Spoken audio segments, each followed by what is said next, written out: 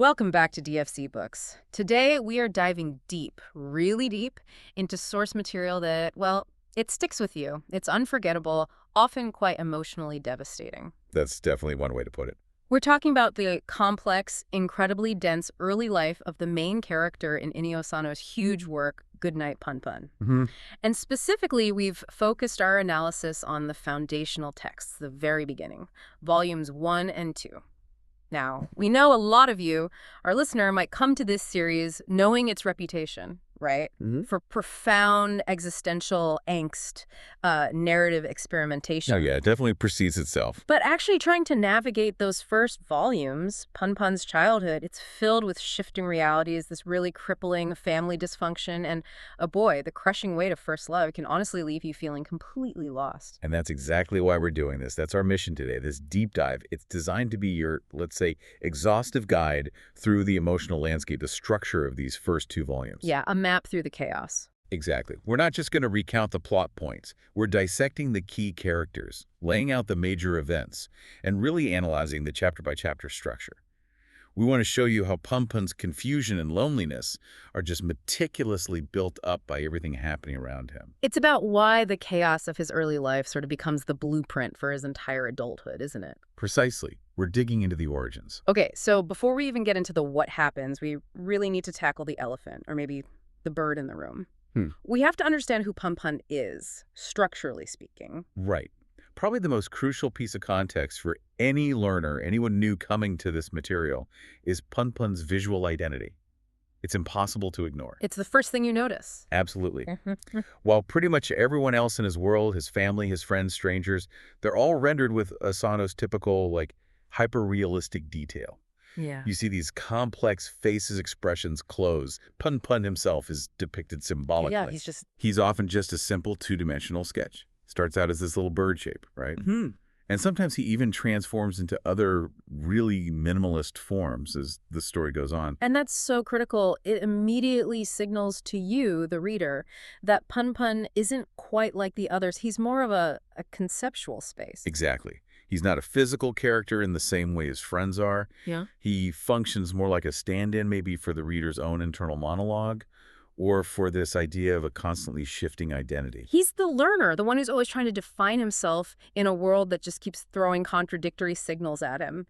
Total confusion. And that struggle, that search for definition, it really comes through in his immediate emotional state. The source material right from the get-go establishes him as just deeply vulnerable. Oh, absolutely. Easily embarrassed. Constantly lonely, frequently fighting back tears when things get stressful. And there's this undercurrent, this constant kind of dull depression about school, about his social life. His internal landscape is just perpetually volatile. It's a mess in there. And you see that volatility playing out in his dreams, his aspirations. They change so quickly. They really do.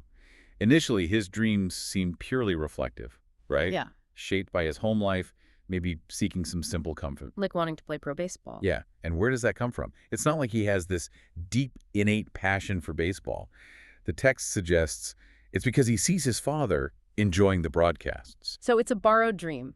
He's trying to connect, find some normalcy through his dad's interests. But then, almost immediately, that relatively safe, practical dream, it gets tossed aside for something absolutely gargantuan. Space expert thing. Right. Suddenly it pivots. Yeah. He wants to become a space expert. And it's fueled by this external stress, this burden of knowledge he seems to pick up. You get this idea that the environment will be destroyed and Earth will be uninhabitable. I mean, talk about it cognitively, going from wanting to hit home runs to needing to save all of humanity from ecological collapse. It's huge. It's a massive shift. And what's really telling, you see this clearly in the sources, is the moment he adopts this, impossible savior complex. He's immediately plagued by doubt. Profound doubt. He starts questioning if he really wanted to play baseball anyway. He wonders if the whole space expert thing is just an impossible, maybe even a ridiculous fantasy. And that uncertainty just leaves him paralyzed, doesn't it? He can't commit to any path, which just feeds back into that core theme of existential confusion. He's stuck. So if Punpun is fundamentally confused, we have to look at the source. And, well, it's pretty clearly his family unit. Fractured, deeply dysfunctional. Yeah, the domestic instability isn't just occasional drama. Punpun's own narration confirms it. He says he's used to days like these talking about the fighting. It's chronic. Severe parental fighting, mostly over money, personal resentments. It's constant. And we get those stark details. The financial tension is right there when the mother confronts the father, shouting that really painful line, "You've been unemployed for a year." And there's mentions of drinking too, right? Reaching his quota for the night. It's this constant barrage, this economic and emotional warfare that really defines Punpun's home. And that conflict eventually blows up, leading to the parents physically separating. Yeah, the father is transferred away, as the text puts it, for over a month. And when he comes back, it's interesting, he seems to be reflecting Punpun's own kind of escapism, doesn't he? He does. He seems a little more down than usual. And what does he do? He starts spending all his time thinking about the universe. Right, it's this crucial thematic link. The parents, they can't cope with the instability here on Earth, so they also withdraw just into the cosmic instead of, say, a chant. Meanwhile, Punpun's mother, she ends up hospitalized for her own complex issues. The text describes her as difficult. Yeah, complaining that hospital meals are too small, that she's bored. The narrative doesn't really paint her sympathetically, does it? She's just another source of anxiety, another demand on Punpun, perpetually dissatisfied. So into this chaos steps Uncle Yuichi. He's the mother's younger brother. The only attempt at stability, maybe. Perhaps. Yeah. He arrives to live with them temporarily after the mother's hospitalization. He lives in Ofuna, and he sort of becomes this unexpected guide for Punpun. Offers comfort, but it's, well, it's half philosophical, half just eccentric. Definitely eccentric. I mean, his main piece of advice is teaching Punpun that very specific, almost nonsensical chant. Dear God, Tinkle Boy. Yeah, it's so bizarre, like a ritualized form of just checking out. A simple mantra to maybe replace all those complex anxieties swirling around. But the sources suggest his advice isn't just random weirdness. It seems to come from a place of genuinely recognizing Punpun's state. Like when Punpun has that intense anxiety spike, asking Yuichi if his brain will melt and squirt out. Exactly. Yeah. Yuichi doesn't mock him. He seems to see the kid's acute loneliness, his fear, and his solution isn't just, emotional reassurance, it's intellectual. He offers him books. Books on things in the world you know nothing about. The implication seems to be that you solve confusion with deeper knowledge. You expand your worldview beyond the immediate chaos of home.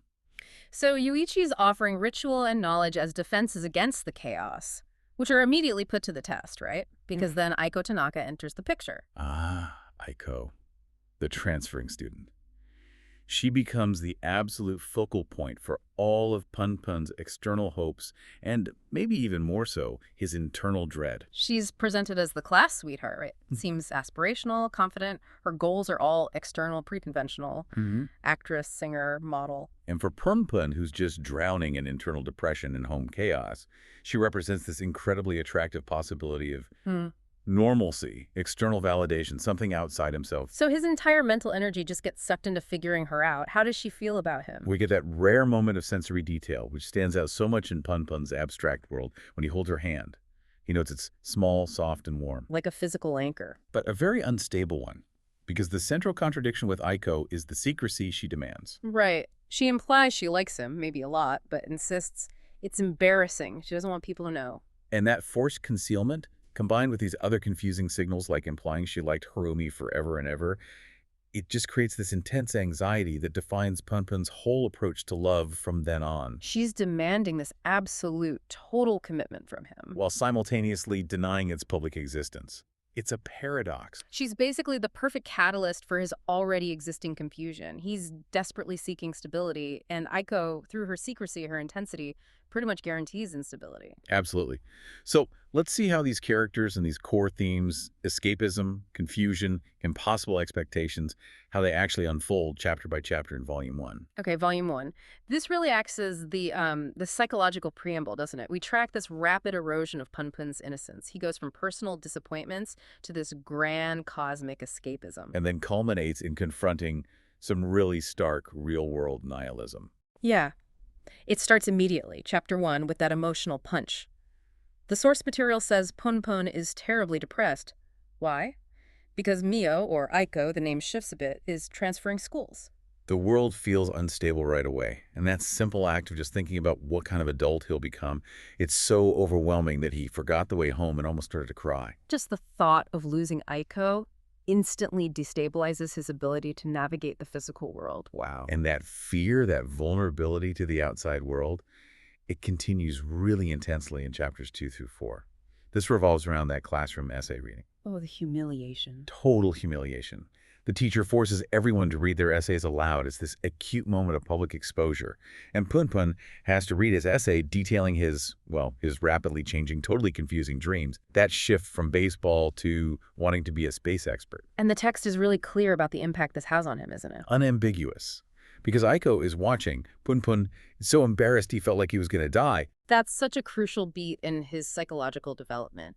It basically confirms for him that his internal reality, his confusion, his impossible dreams, his failure to pick an identity, it cannot be safely shown to the world. The world he desperately wants acceptance from just punishes him for his truth. And that punishment kind of continues internally in chapters 5 to 7, where we see the peak of the domestic turmoil. Right, this is where the really severe parental fighting is shown, including that explosive line, "You've been unemployed for a year." And the volatility of that environment directly leads to the structural change at home. Uncle Yuichi has to move in because, as Punpun finds out, your mom and I talked it over. His mom's hospitalization forces the issue. And it's significant that this is the exact moment Punpun starts using that chant Yuichi taught him. Dear God, Tinkle Boy.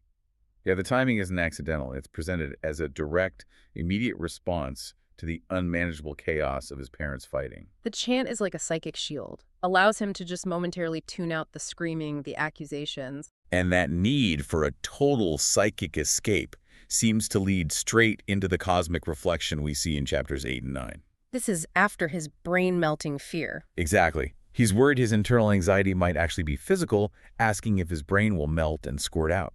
And Yuichi offers him knowledge, those books. This seems to prompt Punpun to look outwards, upwards. He looks at the sky and wonders, something's moving up there. And that moment of looking up is transformative, right? It really is. He then dreams of discovering a new planet. And what does he call it? Planet Punpun, the ultimate self-referential name. It's not just a discovery, it's him constructing a personalized sanctuary. It's like an acknowledgement that Earth is fundamentally unsafe, and he needs a place where his identity, Punpun, is the central governing principle, a place just for him. But reality keeps pulling him back, doesn't it? The immediate reality of human connections.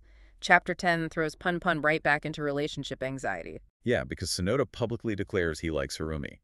And this just highlights the stark difference between that kind of open, accepted affection and the secretive, confusing nature of whatever Punpun has with Aiko. And the confusion just deepens when Aiko implies she liked Harumi forever and ever. Right. For Punpun, who seems to need clear definitions, he's left completely at a loss for words. He's struggling to grasp what forever and ever even means practically. How can Aiko have this intense, long-term loyalty to Harumi while demanding secrecy from him? It just fuels his doubt about whether their connection is even real or if it can possibly last. And this deep personal uncertainty makes Punpun incredibly vulnerable to external nihilism, which arrives with a bang in chapter 11. A suicide video. Horrifying. Truly horrifying. And the source presents the man's final message not just as a personal tragedy, but as a direct challenge to society itself. He explicitly questions what society calls happiness, right? Saying it's as fragile as papier-mâché. Exactly. And then he issues this dare. Find the bodies, leak the details to the media, and there's cash involved as an incentive. For a kid already wrestling with existential doubt, this is just devastating. The adult world seems to confirm his worst fears. Happiness is a sham, life is chaos, the only certainty is death. And maybe you get paid for finding it. It's incredibly bleak. And that dare immediately shifts Punpun and his friends. They go from being passively anxious to actively, dangerously deciding to trespass into that abandoned factory. So, Volume 1 wraps up in Chapter 12. Punpun is trying to reconcile his huge, impossible dream with his mundane, everyday reality. Yeah, he's worried about something relatively minor. In the grand scheme, his absent father potentially missing the Japan baseball series. That old borrowed dream resurfacing. But at the same time, he makes that grand, completely unachievable promise to Aiko. I'll win the Nobel Prize. Then we can go and live on planet Punpun. It's so earnest and so impossible. And Aiko's response just perfectly captures the huge gap between his fantasy and her perhaps more practical needs or understanding. She just asks, where is Kagoshima anyway? Kagoshima. The sources imply that was their original escape plan, right? Something simple, terrestrial. Exactly, a place they could actually maybe go. But Punpun, burdened by his need for this massive universe-saving solution, is trying to replace that small, practical escape route with an impossible cosmic journey. And that sets up the critical conflict for Volume 2, doesn't it? Punpun's fundamental inability to actually deliver on this enormous commitment he's made. Absolutely, the stakes just got No. impossibly high. Okay, so moving into Volume 2, the shift is, well, it's immediate and pretty jarring. Yeah, the tone changes significantly. The narrative moves beyond just childhood anxiety. Now it forces Punpun to confront, like, actual mortal fear, physical danger, and the really horrific consequences of broken promises. The whole environment gets noticeably darker. And it kicks off right away with the dare from the suicide video playing out in Chapter 13, the miso factory trespass. Right. And the sources really emphasize the physical terror Punpun feels. He's overcome with the basic primal need to pee. It shows how physical necessity can just override intellectual fear. And the terror is amplified, too, by those warnings about the local punks who supposedly wab sex. Whatever that means, it sounds threatening. Definitely. They're actively searching for bodies, for the money, but there's still this lingering question. Maybe it's all a hoax. They're kind of clinging to the hope that the nihilism they witnessed on that video wasn't real. But that hope doesn't last long. That exposure to pure danger really comes to a head in Chapters 14 through 16. Yeah, while his friends are scrambling around, climbing on the roofs, Punpun has this direct, terrifying encounter. He's approached by this mysterious man. Who moves so very slowly. That detail is chilling. It's deliberately drawing out the horror. It really is. And the man whispers something to him. The text hints it might be about being a medium or maybe a prophecy involving fire. Yeah. It's unclear, but the psychological impact is immense. Punpun's mind goes completely blank. He clearly hears the man's hoarse whisper, and he is utterly convinced in that moment that he is about to die. This is way beyond the fear of classroom embarrassment now. This is the fear of total annihilation. Absolutely. And right after this external terror, the narrative immediately hits him with an internal terror in Chapter 17. Another fight between his parents. An incredibly intense one. And this time, the mother delivers what feels like the ultimate betrayal. She shouts, "I never should have had a kid. I should have lived my life for me." That confirms Punpun's deepest fear, doesn't it? That his very existence is a burden, a source of regret for his own mother. It's brutal. And it's at this precise moment, right after this profound emotional abandonment, that the narrative's kind of ethereal presence, God, intervenes. Looking serious, apparently. Yeah, God appears looking serious and delivers this final definitive lesson. God tells Punpun explicitly, humans, as long as they live, have an emptiness inside them that can never be filled. Wow. Let's just pause on that for a second. Because Uncle Yuichi offered knowledge, mantras, ways to try and fill the confusion, right? Punpun himself tried to fill the gap with the Nobel Prize, with Planet Punpun. But now, the highest authority in his internal world tells him the emptiness is structural, it's permanent. It's not a deficiency he can solve or overcome. It just is. That's such a nihilistic assertion. It fundamentally undermines every single coping mechanism Punpun has tried to adopt up to this point. It really does. And then, boom, the harsh reality of the world slams back into him in Chapter 18. The discovery at the factory. The discovery is made. The bodies, a man and 2 women, are found in the abandoned miso factory. It confirms the terrible reality of that suicide video. The nihilistic dare wasn't a hoax. Death is real, tangible, and it happened right there, locally. But even amidst this overwhelming darkness, Punpun connects with Aiko again. He holds her hand, and the text notes it's still soft and warm. That sensory detail again. But the contrast is so stark now. As he's holding her hand, the crushing weight of everything, the man, his mom's words, God's lesson, the bodies, it all settles in. And he has this realization. He absolutely wouldn't be able to deliver on his promise to Aiko. The Nobel Prize, Planet Punpun. That whole escape fantasy is just impossible now that he's seen the grim reality of death up close. And the emotional fallout from that broken promise, or the anticipated broken promise, arrives immediately in Chapter 19. Instantly. First, Harumi transfers schools abruptly, just disappears, creating this sudden, destabilizing separation for Punpun. His loneliness gets compounded again. But nothing compares to Aiko's reaction when she senses his wavering, his potential failure.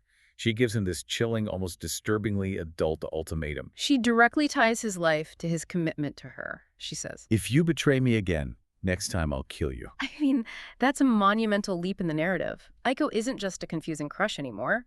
She's become this terrifying external force demanding absolute life or death loyalty. The promise of escape, which was meant to be his salvation, has literally become a noose tied around his neck. Failure now means actual physical death, according to her. And you have to wonder how much of her own background, her own hinted-at broken home life, is fueling that incredibly possessive, impossible demand. The source material strongly suggests she's externalizing her own deep fears and vulnerabilities onto Punpun, making him carry the weight of her potential despair. So Punpun's agony after this threat is detailed in Chapter 20. He's struggling, thinking maybe Iker's just a coward, shivering and eating choco pies. He wants to call her out, maybe break the spell. He's wrestling with the visceral fear, too. I don't want to die. It's terrifyingly real for him. But then the first day of the new school term arrives. And Aiko just walks into school as usual, acting as if nothing happened, as if she didn't just threaten to kill him. Which just shocks Punpun completely. It throws his sense of reality, which now includes a literal death threat, back into utter chaos. What's real, what isn't? That psychological instability leads to this moment of profound loneliness in Chapter 21. He feels completely, utterly alone. So isolated, he didn't even notice the seasons changing. He realizes it's autumn, and it passed him by. The external world is moving on, but he's frozen. And that isolation is mirrored, interestingly, in his father's behavior. Yeah. His dad is now intensely focused on just thinking about the universe. Another parallel withdrawal, cosmic escapism. Exactly. But there's this brief, very tender moment, which stands out because it's so rare.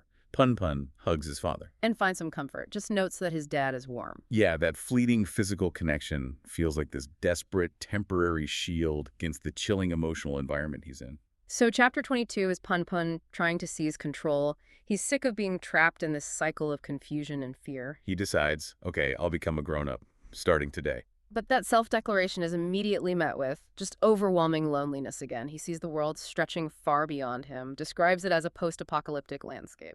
Implying that maturity, for him, means witnessing ruin, witnessing devastation.